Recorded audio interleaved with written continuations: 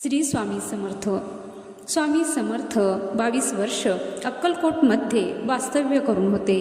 त्यांचा अक्कलकोटमध्ये दरबार भरत असे आणि यावेळी अनेक स्वामी भक्त अक्कलकोटमध्ये येत होते।